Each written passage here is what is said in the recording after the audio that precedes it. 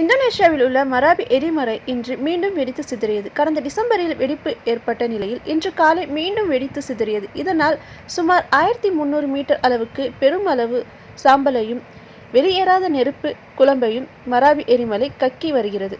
இதை அடுத்து எரிமலைக்கு அருகில் வசிக்கும் கிராம மக்களை அதிகாரிகள் பாதுகாப்பான இடங்களுக்கு வெளியேற்றினர்.